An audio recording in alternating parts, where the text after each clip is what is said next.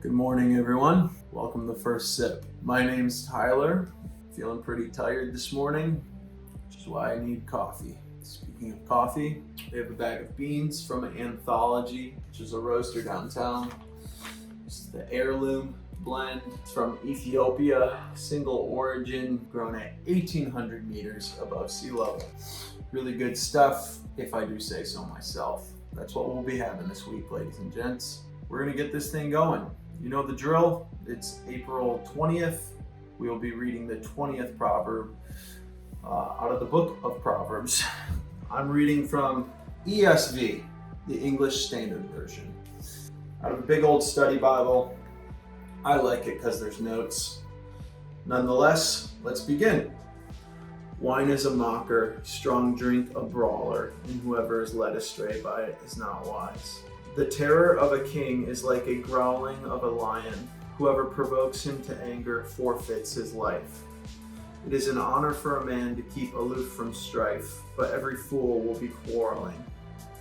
The sluggard does not plow in the autumn. He will seek at harvest and have nothing. The purpose in a man's heart is like deep water, but a man of understanding who will draw it out. Many a man proclaims his own steadfast love, but a faithful man who can find? The righteous who walks in his integrity, blessed are his children after him. A king who sits on the throne of judgment winnows all evil with his eyes. Who can say, I have made my heart pure, I am clean from my sin? Unequal weights and unequal measures are both alike an abomination to the Lord. Even a child makes himself known by his acts, by whether his conduct is pure and upright. The hearing ear and the seeing eye, the Lord has made them both. Love not sleep, lest you come to poverty. Open your eyes and you will have plenty of bread. Bad, bad, says the buyer. But when he goes away, then he boasts. There is gold and abundance of costly stones, but the lips of knowledge are a precious jewel. Take a man's garment when he was put up security for a stranger, and hold it in pledge when he puts up security for foreigners. Bread gained by deceit is sweet to a man, but afterward his mouth will be full of gravel. Plans are established by counsel, but wise guidance wage war. Whoever goes about slandering reveals secrets. Therefore, do not associate with a simple babbler. If one curses his father and his mother, his lamp will be put out in utter darkness. An inheritance gained hastily in the beginning will not be blessed in the end. Do not say, I will repay evil. Wait for the Lord, and he will deliver you. Unequal weights are an abomination to the Lord, and false scales are not good. A man's steps are from the Lord. How can the man understand his way? It is a snare to say rashly, it is holy, and to reflect only after making vows. A wise king winnows the wicked and drives the wheel over them. The spirit of a man is the lamp of the Lord, searching all his innermost parts. Steadfast love, faithfulness, persevere the king, and by steadfast love his throne is upheld. The glory of young men is their strength, but the splendor of old men is their gray hair. Blows that wound cleanse away evil. Strokes make clean the innermost parts. And that is the end of the proverb for today. So right now, I just want to take a couple seconds to give you my spin on what this proverb has said. So the beautiful thing about Proverbs is there's so many different verses where you can just take one. And that's what I'm going to do. I'm just going to pick one of the verses that really stuck out to me. They talk about a lot of different things. There's kind of this theme of integrity, but I'll pick one verse and just kind of give you my spin on it. And I'd love for you guys to do the same. Why don't you just comment below the favorite verse you had or the verse that stuck out to you the most.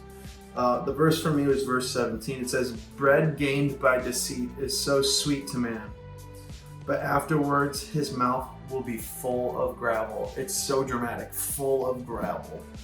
But bread gained by deceit, like success gained by deceit, status gained by deceit is sweet to man. Those things are sweet to man, but afterward it'll be a mouthful of gravel. It's so tempting in today's society, in my life, just to cut corners. It's so tempting to gain success, to get people's approval by doing things that don't have integrity, doing things that cut corners, doing things that'll just get you to the top quicker. It's not worth it. And I think a constant theme that God has been teaching me lately is to show integrity, to slow down, to work in a way that isn't to gain things quickly, but work in a way, live my life in a way that is to honor God and to be an act of worship to God. And to do that well, none of it happens quickly. It's not about gaining this thing quick that's sweet immediately. It's about doing something slowly with Jesus and in a process.